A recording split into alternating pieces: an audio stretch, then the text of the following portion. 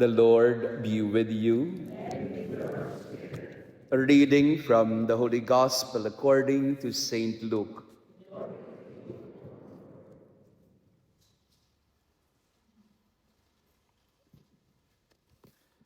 There was a scholar of the law who stood up to test Jesus and said, "Teacher, what must I do to inherit eternal life?" Jesus said to him, "What is written in the law? How do you read it?" He said in reply, "You shall love the Lord your God with all your heart, with all your being, with all your strength, and with all your mind, and your neighbor as yourself." He replied to him, "You have answered correctly. Do this and you will live." But because he wished to justify himself, he said to Jesus, "And who is my neighbor?" Jesus replied, "A man fell victim to robbers as he went down from Jerusalem to Jericho. They stripped and beat him and went off, leaving him half dead. A priest happened to be going down that road, but when he saw him, he passed by on the opposite side. Likewise, a Levite came to the place, and when he saw him, he passed by on the opposite side. But a Samaritan traveler who came upon him was moved with compassion at the sight. He approached the victim, poured oil and wine over his wounds, and bandaged them. Then he lifted him up on his own animal, took him to an inn, and cared for him. The next day, he took out 2 silver coins and gave them to the innkeeper with the instruction, 'Take care of him.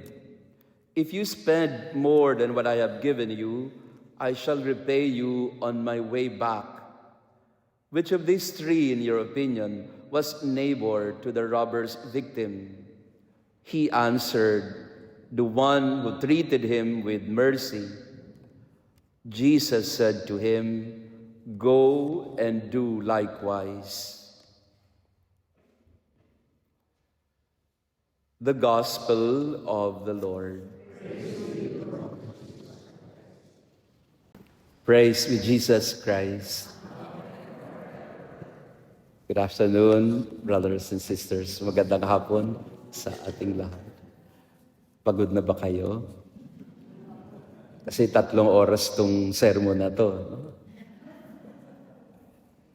Pakibati ang katabi natin. I'm happy to be with you in this pilgrimage.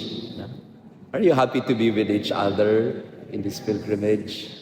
I know you came with your family, with your wife or husband or your siblings or your children, but as I have mentioned, I think in my group, that we are trying to establish a family of pilgrims, because a pilgrimage is not necessarily about the destination or the journey itself, but the company. It's the company that matters more. So in our first Mass together, well, we can consider yesterday as the first Mass, but I think you did not understand anything because it was in Italian. But nevertheless, it was good to experience the local flavor of how they celebrate the Mass here in Italy. In fact, our place of the Mass yesterday was an ordinary parish in Italy.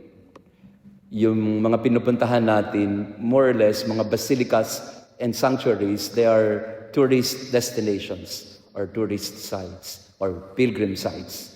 But churches like the one we had yesterday, they are parish churches, meaning they have a community that is alive.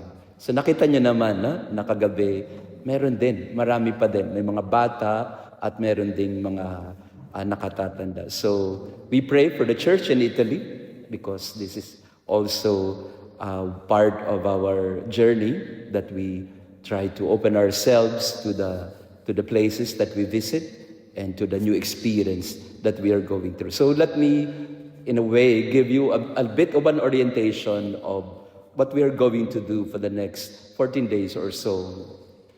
And I think we have to call ourselves or reorder your mindset that you are a pilgrim. You and I, we are pilgrims. We are not just tourists or visitors.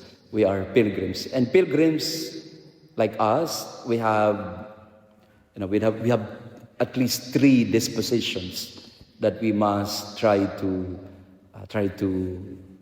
in a way internalize.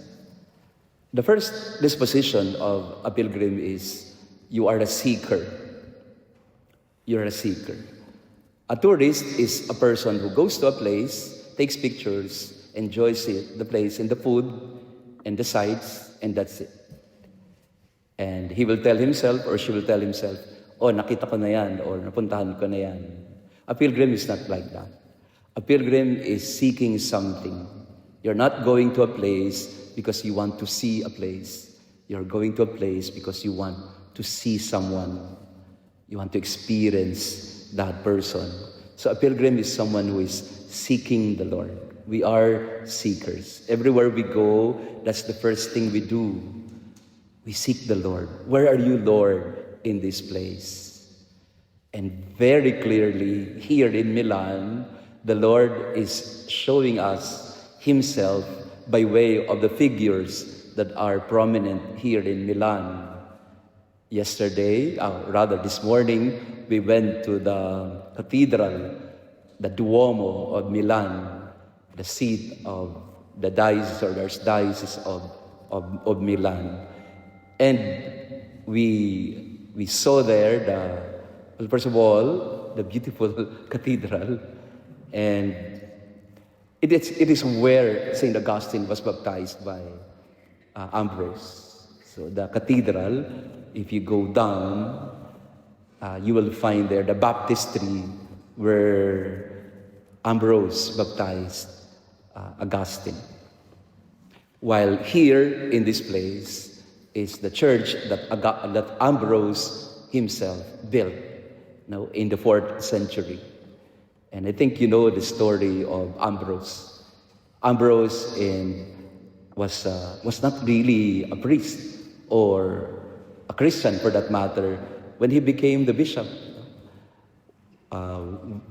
We know, I think you know the story of the conversion, so to speak, of Ambrose. He was a governor of the place, governor of Milan. He was, in a way, a government official. Siya nagpapatakbo ng syudad. Then one time, nagmask siya, nag-attend siya ng misa, kagaya nito. Tapos, at that time, namatay yung bishop ng lugar. May isang bata na sumigaw, Ambrose Bishop, Ambrose Bishop. Sunod-sunod na yung mga tao. Nung sumigaw yung bata na Ambrose Bishop, lahat na ng mga tao, Ambrose Bishop, Ambrose Bishop. Napilitan yung mama. Magiging obispo ko, governor nga ako But because of popular acclamation, so at that time, he was not yet baptized. He was just a catechumen, isang tao na naghahanda para binyagan. So right there and then, a few days later, Ambrose was initiated into the faith, baptized, confirmed, and then ordained. Ordained a priest, and then ordained a bishop right away. So, noong panahon na yon, ganun kabilis, Kasi nga, 4th century. So, that's the story of Ambrose. And Ambrose became a brilliant, not just administrator, because he had a background in management or governance, but he also became a brilliant theologian. And, of course, there is what we call an Ambrosian liturgy.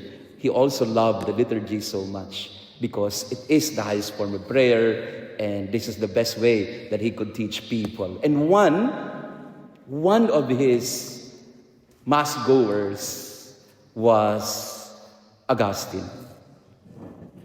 Yan. So minsan, si Ambrose naging bishop nung nagsimba siya. Tapos minsan na nagsimba si Augustine, na-convert siya ni Ambrose while listening to the sermon of Ambrose. He was so fascinated with Ambrose, the brilliance intellectually, but because Augustine was a rhetorician at that time was a man involved in legal profession or debates, mga debate. So, for all intents and purposes, Augustine at that time, who came from North Africa in Tagaste, came here to Milan precisely to study rhetoric. And rhetoric is basically law. Gusto niya maging abogado, a debater. Pero nung nakikinig siya kay Ambrose, he was so impressed by this man that he began to converse with him. Ang unang nakadiscover kay Ambrose was, of course, the mother of Augustine, si Santa Monica. Kasi si Augustine, hindi naman nagsisimba yan eh. Pero Santa Monica, hindi alam ni Augustine, kinakausap na si Ambrose.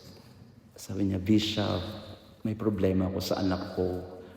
Ang anak ko, wala na ho talagang faith. And in fact, may anak siya out of wedlock. Meron siyang anak, pero hindi naman niya pinakasalan, etc. So, makasalanan. So, yung nanay niya, chinismis na kay Bishop, si Augustine. So, sabi nung nanay niya, Bishop, pakidasal naman po para sa anak ko. Please pray for my son, for his conversion, etc. And for 20, 30 long years, nagdadasal si Monica.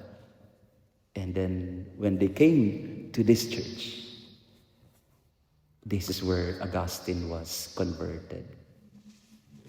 So this place is a very, let's say, important place in the history of the church because this is where Augustine was convinced by Ambrose that he needs to turn from his sinful ways and he needs to embrace the Lord.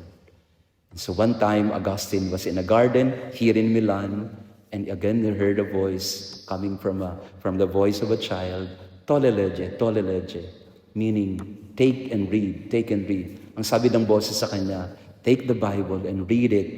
And he came to Romans chapter 13, 14. Nung binasa ni Augustine yung Romans 13, nakita niya doon, you must put on the Lord Jesus Christ at alisin mo na yung makamundong buhay mo.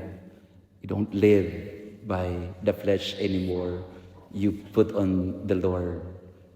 And Augustine was slowly converted.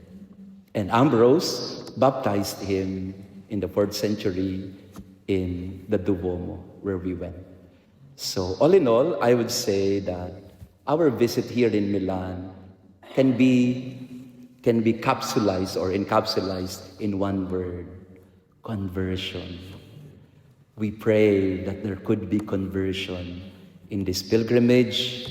Pagdasal natin, pagdasal natin ng mga anak. We pray for the conversion of the children in our families. Kung sa Santa Monica ay hindi tinigilan si San Agustin, we pray for all the children, sons and daughters in the family. We pray for their conversion. Kung si San Agustin nga ay nagbago, tingin ko may pagbabago din na pwedeng mangyari sa atin. Amen? Pakasabi sa katabi natin, magbago ka na. Dito nagbago si Agustin. Magbabago din tayo. So, the first disposition of a pilgrim is you seek the Lord. And as you seek the Lord shows Himself to you. The Lord will show Himself to you. And the second attitude and disposition of a pilgrim is, as you seek and as you discover, don't resist, surrender. Surrender yourself to the sacred. Surrender yourself to the Lord in the leadings of the Lord, the movements in your heart. As you come, as you visit the many places in this pilgrimage, don't resist. Just open your heart, make yourself available.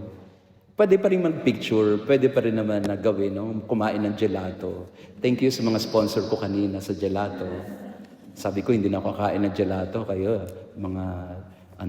temptress kayo. Kumain na tuloy ako ng gelato. Surrender. As you go to the different places, don't control the Lord. The Lord will find a way to get to you. And the best, for me, the best disposition as you go to a place in a pilgrimage is don't control the place. Allow the place to absorb you. Don't analyze too much. Don't analyze too much where our guides will tell us the history, etc.